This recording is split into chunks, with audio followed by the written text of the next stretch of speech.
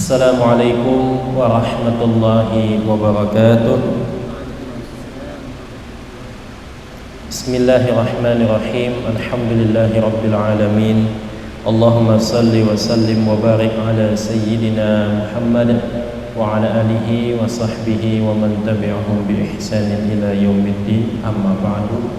Hadirin hadirat jamaah salat fardu maghrib Masjid Agung Jawa Tengah yang dimuliakan Allah Subhanahu wa taala. Pemirsa MAJT TV, pendengar setia Radio Dais dan Radio Gaul FM, kembali kita bersyukur kehadirat Allah Subhanahu wa taala atas limpahan taufik dan hidayahnya, nikmat sehat yang Allah berikan, sehingga pada kesempatan kali ini kita bisa bersama-sama beribadah dengan nyaman.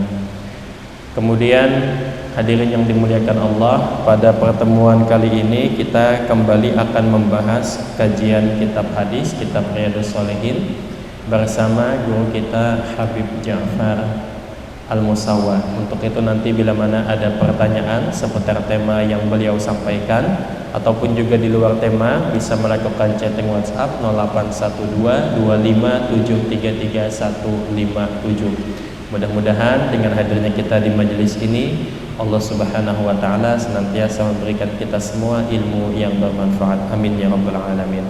Ala hadhihi niyyah wa li kulli niyyatin salihah wa ila hadratin Nabi Muhammad sallallahu alaihi wasallam. Al-Fatihah. A'udzu billahi minasyaitonir rajim. Bismillahirrahmanirrahim. Alhamdulillahirabbil alamin.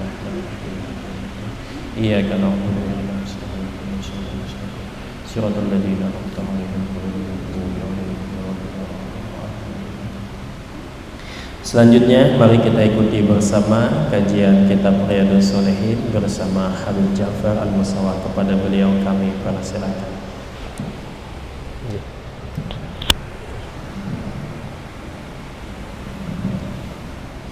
Assalamualaikum warahmatullahi ta'ala wabarakatuh. Bismillahirrahmanirrahim. Alhamdulillahi rabbil alamin wa bihi nasta'in ala umuri dunya waddin. Summa salatu wassalamu ala imamil anbiya'i wal mursalin sayyidina wa habibina wa syafi'ina wa qurrati a'yunina wa maulana Muhammadin sallallahu alaihi wasallam wa ala alihi wa ashabihi ajma'in. Amma ba'd. Bapak dan Ibu, hadirin hadirat yang saya hormati, dan para pemirsa MAJT TV serta para pendengar Radio Dais dan juga Radio Gaul FM dimanapun berada, rahimahumullah. Puji dan syukur mari senantiasa kita panjatkan kehadirat Allah Subhanahu wa taala yang selalu melimpahkan nikmat-nikmatnya kepada kita, baik nikmat yang lahiriah maupun nikmat yang batiniah. Allah senantiasa melimpahkan kepada kita. Mudah-mudahan kita senantiasa dibimbing oleh Allah Subhanahu wa taala di dalam hal-hal atau jalan yang diridhoinya, sehingga kita bisa selamat dunia dan juga selamat akhirat. Amin ya rabbal alamin. Hadirin hadirat rahimakumullah, saya masih melanjutkan bab tentang wajib mentaati penguasa dan haram mentaatinya dalam hal maksiat, yang maksiat. Sebagaimana kemarin sudah saya sampaikan bahwa dalam konteks yang normal, maka seorang pemimpin itu adalah seseorang yang kita pilih, yang kita yakini mampu untuk memimpin, untuk mengatur supaya roda kehidupan itu bisa menjadi baik. Maka tugas kita, kewajiban kita untuk mentaati apa yang menjadi keputusan-keputusannya, kita wajib mentaatinya. Kecuali kalau pemimpin itu memerintahkan untuk berbuat maksiat, maka kita wajib untuk menentang. Nah, kemudian dikuatkan dengan hadis yang disampaikan oleh Sayyidina Abdullah bin Umar, yang beliau mengatakan bahwa Rasulullah Shallallahu Alaihi Wasallam pernah bersabda, alal mar'il muslim as-sam'u wa ta'atu fima ahabba wa kariha illa ayyumara bi maksiatin, fa in umira bi maksiatin fala sam'a wala ta'ata, muttafaqun alaih. Yang artinya bahwa Rasulullah Sallallahu Alaihi Wasallam bersabda, seorang muslim wajib mendengar dan taat, baik dalam hal yang disukainya maupun hal yang dibencinya, kecuali bila ia diperintah untuk mengerjakan maksiat. Apabila ia diperintah untuk mengerjakan maksiat, maka ia tidak wajib untuk mendengar dan mentaatinya. Hadis diriwayatkan oleh Imam Bukhari dan Imam Muslim. Sebagaimana yang tadi saya sampaikan, selama perintah-perintahnya itu tidak mengajak, tidak memerintahkan untuk maksiat, maka kita wajib mentaati. Kita wajib mentaati. Misalnya kalau kita kaitkan di negara kita ini, pemerintah tiba-tiba menaikkan tarif listrik, kita wajib taat. Pemerintah tiba-tiba mengenakan pajak, kita wajib taat.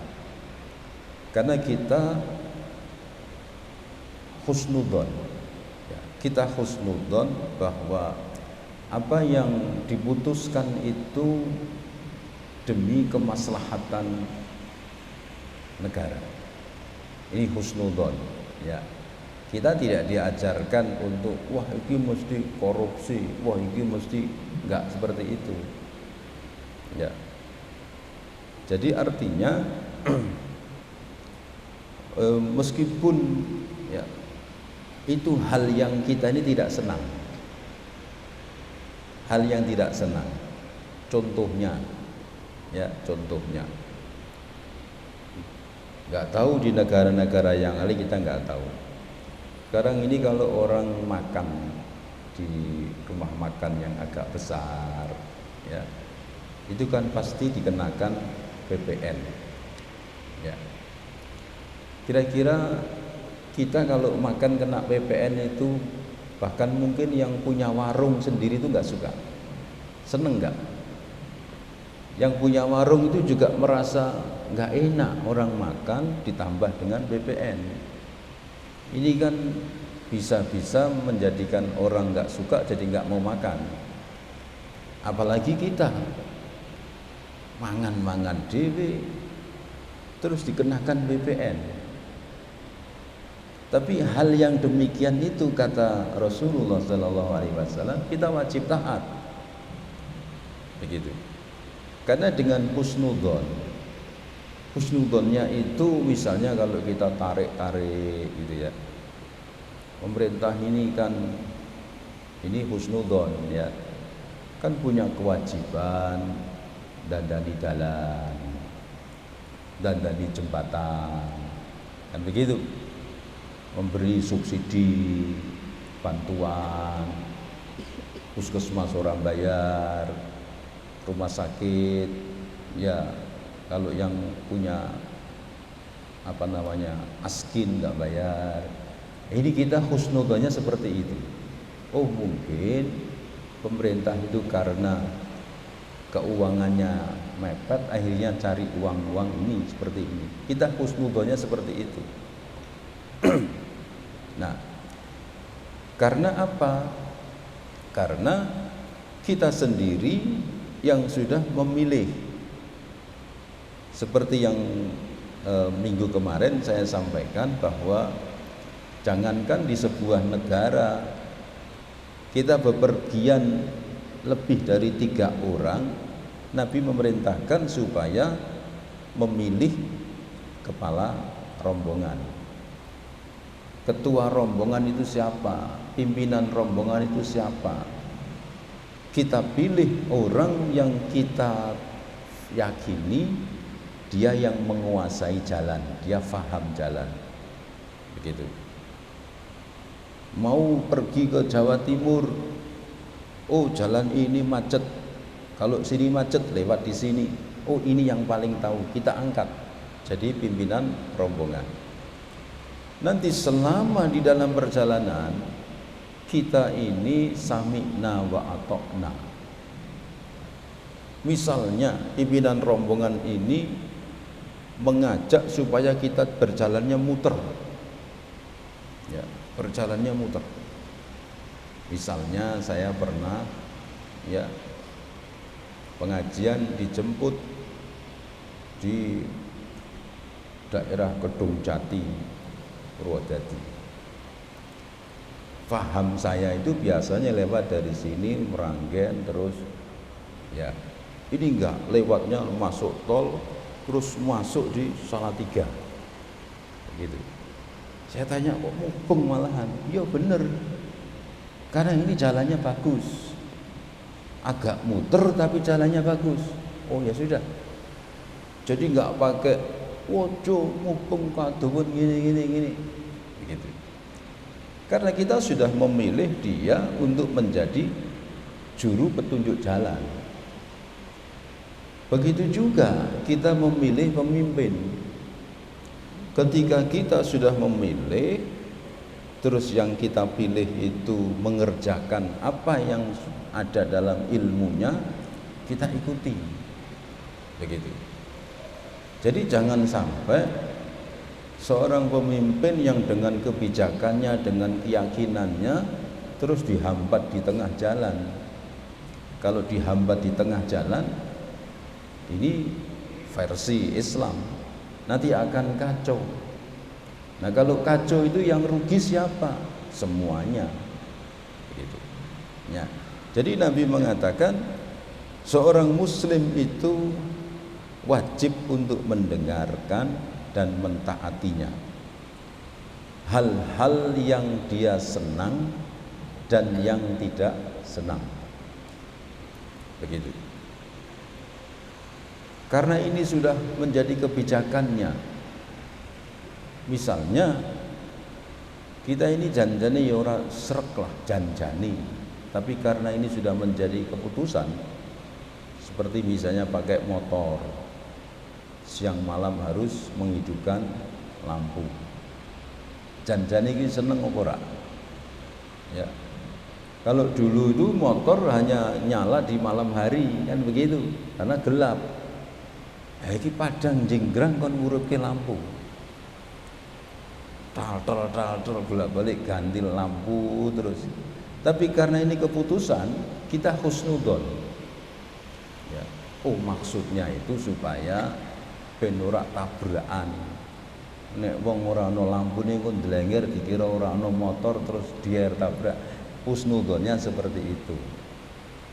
Ya. Jadi kita ini sebagai seorang muslim diajarkan seperti itu. Begitu juga dalam rumah tangga. Dalam rumah tangga itu seorang istri, seorang anak itu harus patuh harus mengikuti apa yang menjadi keputusan kepala keluarga. Jangan sampai kebijakan dari kepala keluarga terus ditentang sesuai dengan nafsu kita. Wah, nggak mau, harusnya begini, harusnya begitu. Nggak boleh. Tapi Nabi mengatakan illa, kecuali, ya, kecuali apabila diperintah untuk berbuat maksiat. Gitu. Kalau kita diperintah untuk maksiat, maka kita tidak wajib mendengarkan dan tidak wajib mentaatinya. Bahkan kita boleh mengingatkan seorang pemerintah yang mengajak berbuat maksiat. Bahkan kita boleh menentang apabila seorang pemimpin memerintahkan kita untuk berbuat maksiat. Begitu. Karena apa? Karena kemaksiatan itu diharamkan oleh Allah. Artinya apa lagi? Kalau kita ridho dengan kemaksiatan, maka berarti kita tidak sejalan dengan Allah. Begitu. Makanya kita beberapa kali menyaksikan ada orang yang dituntut yang dianggap melecehkan, ya, menistakan agama, ya, makan babi bismillahirrahmanirrahim, ya, kalau dia bukan orang Islam tidak baca atau kalau dia tidak membaca bismillah dia orang Islam, silahkan. Tapi jangan seorang muslim makan babi yang diharamkan oleh Allah membaca kalimat sakral yaitu bismillahirrahmanirrahim. Ini namanya menghina, namanya menistakan.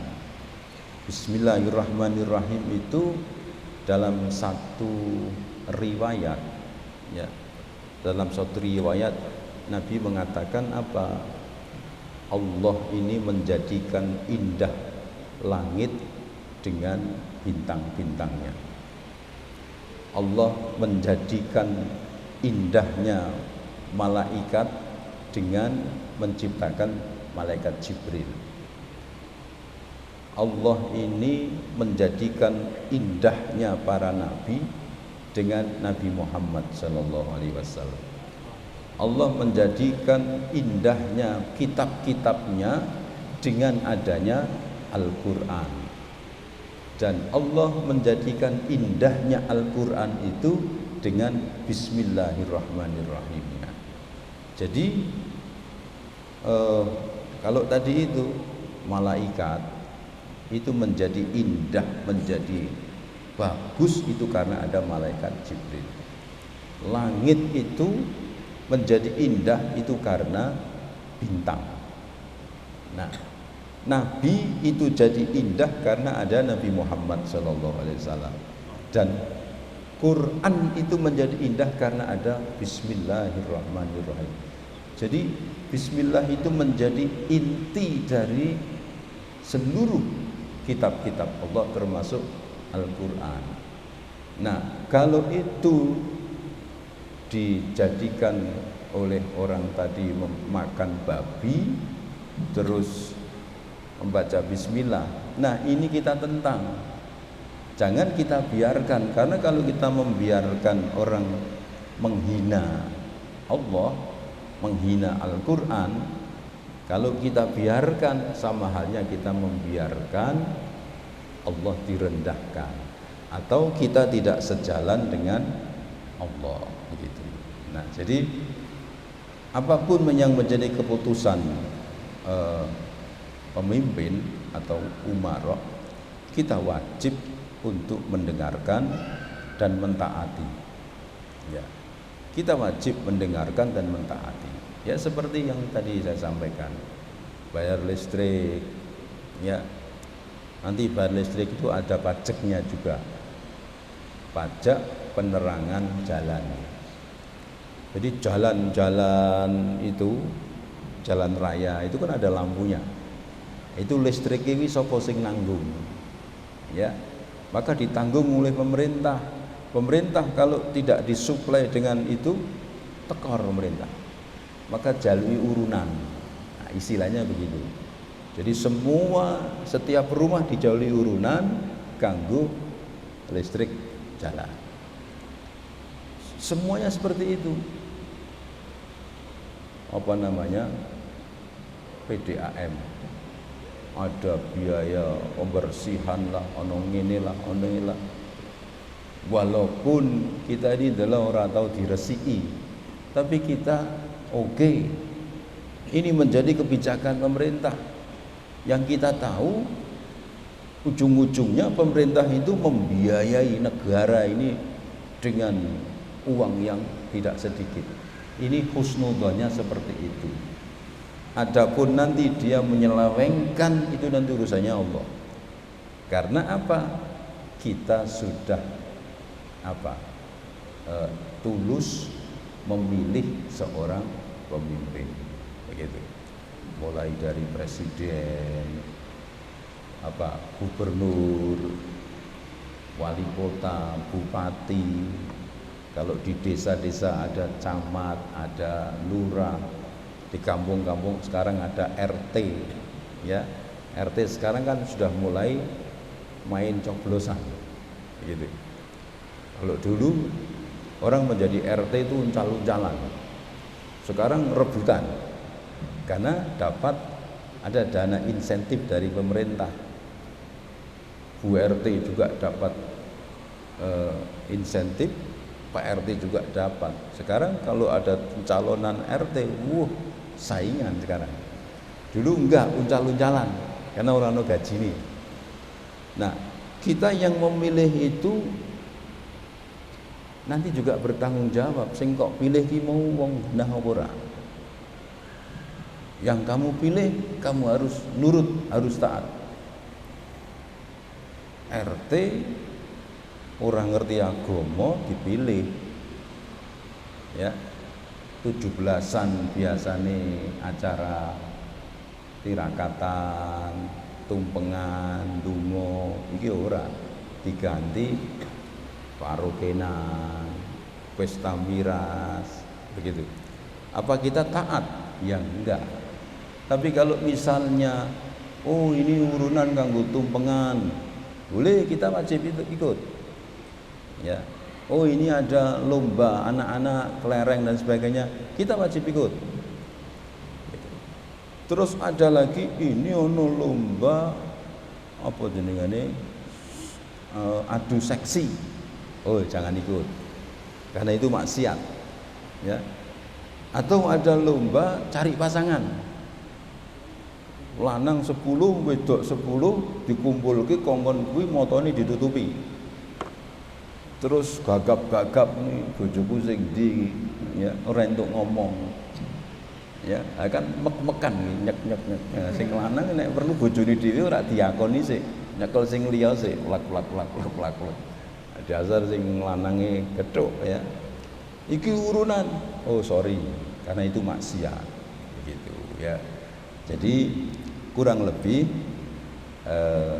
Islam itu mengarahkan supaya dalam bernegara itu bisa menjadi harmonis, ya, bisa menjadi baik, pemerintah bisa leluasa menjalankan program-programnya, dan kita pun menjalankan apa yang menjadi program-programnya, begitu. Okay. Saya tambah satu lagi, ya. Wa anhu qala kunna idza bay'na Rasulullah sallallahu alaihi wasallam ala sam'i wa ta'ati yaqulu lana fi mastata'tum, muttafaqun alaih. Ibnu Umar menambahkan, ketika kami berbaiat kepada Rasulullah sallallahu alaihi wasallam untuk selalu mendengar dan taat. Jadi sahabat-sahabat itu berbaiat. Baiat itu berjanji dengan sumpah. Gitu. sahabat-sahabat berbaiat kepada Nabi untuk menyatakan kami akan mendengarkan dan kami akan mentaati. Kalau dalam bahasa Qur'annya itu qalu sami'na wa ata'na. Kami mendengar ya Rasulullah dan kami mentaati. Begitu. Jadi sahabat-sahabat itu semuanya atau banyak yang ikrar kepada Nabi untuk menyatakan mendengar dan mentaati. Lalu Nabi menjawab, ya, fi mastata'tum,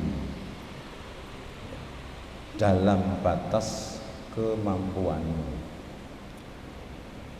Jadi artinya mendengarkan dan mentaati, kata Nabi, semampumu.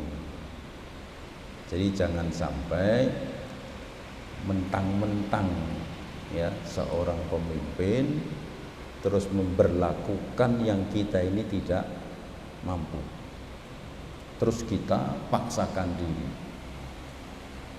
Contoh ya, dulu, kalau sekarang nggak tahu saya ya, karena dulu saya pernah waktu tinggal di Kauman itu menjadi RT begitu.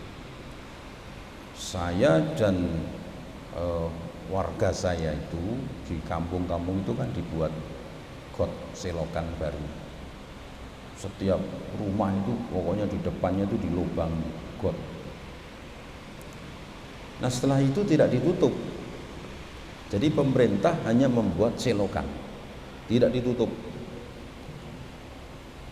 Nah otomatis masing-masing warga ini kan mau menutup, tapi ada perda. Ada perda itu ada aturannya.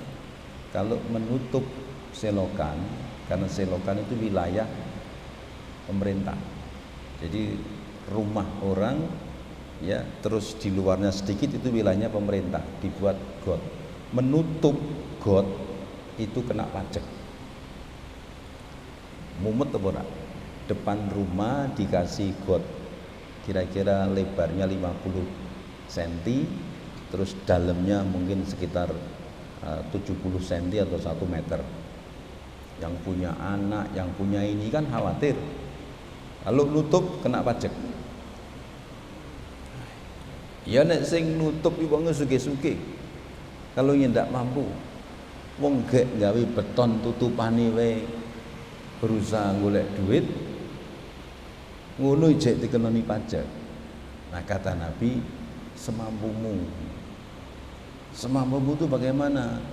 Ya nek kowe iso bayar pajak, ya bayar. Nek ora iso ya ora usah dibayar. Istilahnya ngono. Pasang. Sing penting wis selamat. Aku udah diparani pemerintah. Ini harus dibongkar ya monggo bongkaro lah ngono to. Mosok tegel sih gara-gara ora iso bayar pajak ora dibongkar. Ya. Nah, itu contohnya seperti itu kurang lebih. Jadi jangan terus memaksakan diri, orang mampu ke, ya jangan gitu ya. Jadi enak kalau dalam hidup itu menggunakan aturan-aturan dari agama, insya Allah hidup ini akan tentram ya. Saya kira cukup ya, ada waktu lumayan sekitar mungkin 20 menitan. Monggo yang mau bertanya dipersilakan, atau mungkin ada yang lewat WhatsApp dari Ustaz Bilal yang mau ditanyakan, silakan.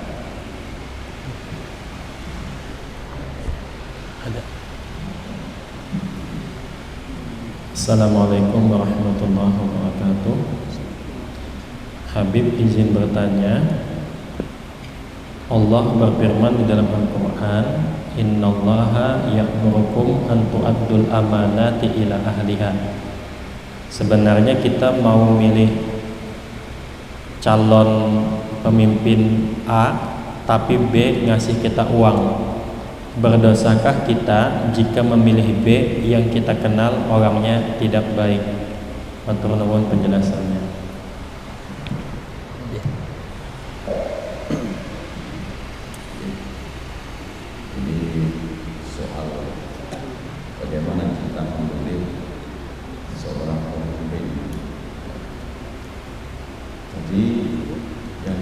kan gitu. Jadi saya ilustrasikan saya ini orang tidak mampu. Kemudian ada dua calon itu kita tahu A dan B. Kita tahu yang baik itu yang A. Tapi A ini tidak memberi uang kepada saya. Yang memberi itu B. Kalau saya memilih A, saya nggak dapat uang, saya nggak bisa makan. Tapi kalau saya milih B, saya dapat uang, tapi ini orangnya nggak baik. Terus saya pilih yang B, ya, pilih yang B karena saya butuh uang. Kalau saya tahu bahwa si B itu benar-benar orang yang tidak baik, maka kita bertanggung jawab selama kepemimpinan si B ini yang tidak baik. Jadi tidak boleh kita ini asal-asalan. Nah, di sini ini kan masyarakatnya itu sudah dikondisikan seperti itu. Jadi kalau nggak ada uangnya itu enggak. Saya pernah cerita dulu Habib Hasan Toha Putra itu banyak yang mendorong beliau itu masuk di pimpinan daerah, ya, DPD. Beliau didorong banyak orang. Artinya beliau masuk itu bukan karena materi enggak, karena beliau kesibukannya sudah luar biasa, ya. Beliau coba-coba masuk di situ. Nah, beliau tidak mau seperti yang lainnya.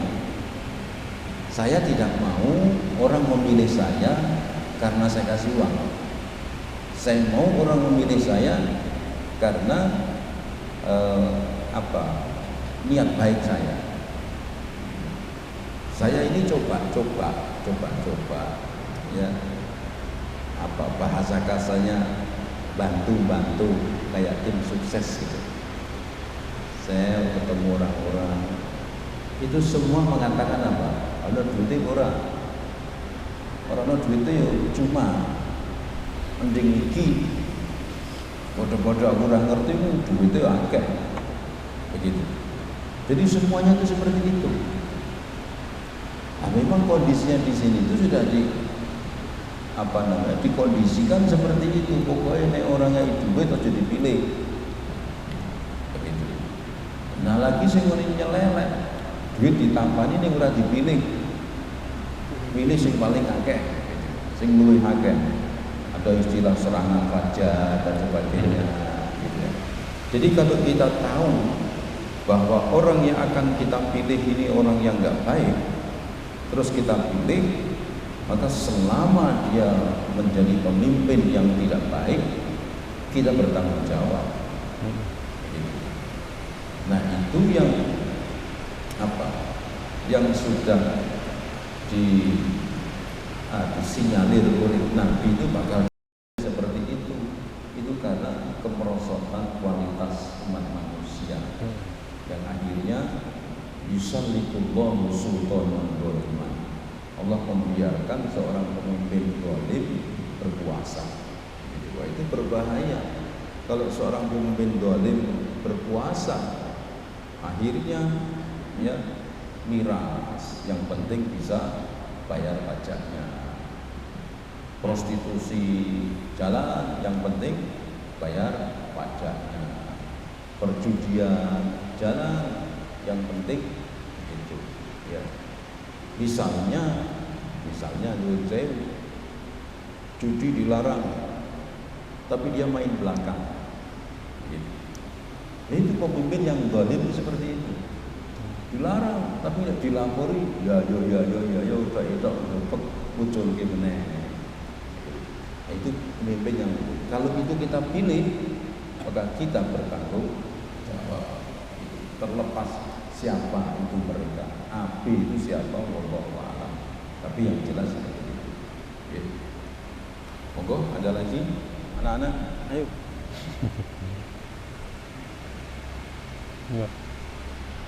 Ada lagi tak?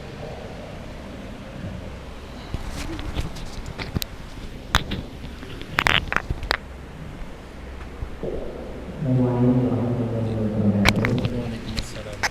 Izin bertanya, Bib. Menaati pemerintah itu kan hukumnya wajib. Tapi apabila pemerintah itu melakukan sesuatu hal yang memang gak adil untuk masyarakat, apakah masyarakat itu wajib untuk menegurnya, wajib untuk mengingatkannya? Seperti halnya contoh yang baru-baru ini datang, kita bayar pajak misal, tapi tiba-tiba ada pemerintah yang menyedot pajak yang kita bayar gitu. Nah, wujud daripada penolakan masyarakat kepada pemerintah untuk menyadarkan pemerintah adalah salah satunya dengan boikot gak bayar pajak misalkan.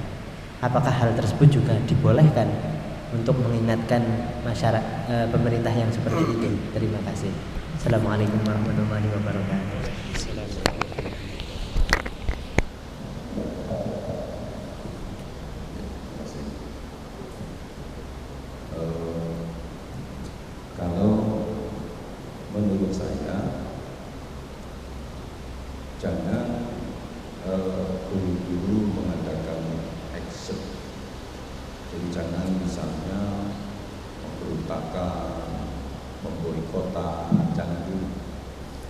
Pertama yang dilakukan itu seperti mengingatkan. Mengingatkan itu bisa misalnya dengan demo dan sebagainya. Jadi maksudnya begini, jangan sampai menggalang penolakan pajak. Jangan. Kalau digalang penolakan pajak, akhirnya pemerintah jadi bangkrut, hancur, lebih hancur lagi. Jadi misalnya kayak kasus kemarin, ya, terbongkar ada sekian ribu triliun, ya, triliun atau miliar, dikorupsi, kan gitu. Rakyat ini kan marah, mengajar ya, ternyata duit pajak itu keuangan kalau pegawai-pegawai yang eselon-eselon, wah mengajar, marah kita. Nah, kalau kita lihat ini kan sudah ada misalnya Mahfud MD sudah ngomong begini, ini sudah bersuara begini, kita tunggu dulu, ya, kita tunggu dulu hasilnya. Karena orang-orang pinter yang bersih-bersih di atas itu masih banyak yang menjadi pengawas. Kalau ternyata setelah ada hal seperti ini, kok mereka masih bermain, atau pelaku-pelaku koruptor itu kok mesti dibiarkan, atau kok masih berada di tempat-tempat yang basah, berarti dia tidak punya itikat untuk memperbaiki. Nah, baru kalau sudah seperti itu, kita umumkan gerakan anti pajak. Ya. Tapi kalau kronologisnya sikap itu, kita mengingatkan dulu, ya, mengingatkan di medsos itu banyak yang ternyata begini atau kita demo dan sebagainya. Lalu bagaimana sikap mereka? Kalau mereka memang sudah menjadi baik, ya sudah, kita biarkan. Begitu. Nanti ada yang ngurusi, ada pengadilan di situ. Jadi jangan serta-merta kita mengikuti ajakan orang yang ada tuh orang-orang yang memang nggak suka dengan kedamaian. Jadi maunya tuh bisa langsung rutak, terus macamnya pikir dan sebagainya. Ada orang yang seperti itu. Kita jangan terpancing. Biar kita lihat, oh sudah dituntut, sudah ada yang ditangkap, sudah ada yang tersangka dan sebagainya. Kita monitor dulu. Nah, Kemudian kalau memang ternyata koruptor itu diringankan atau orang-orang yang terlibat tadi itu masih berada di pos-pos yang basah, nah baru kita mengadakan gerakan pemboikotan pajak, jangan membayar pajak, supaya mereka bisa jerah. Ya. Jadi jangan begitu ini terus kita langsung, jangan, karena yang rugi juga kita. Indonesia itu bahkan di semua negara itu roda operasionalnya itu dari pajak, semua itu dari pajak. Kalau pajak orang pada tidak taat, ya parkir tidak mau, bayar listrik tidak mau, wah kan PLN orang sing bayar, lampu di pantai ini kabeh, sak kota mati kabeh, kira-kira mumet orang, ya. Jadi jangan seperti itu dulu.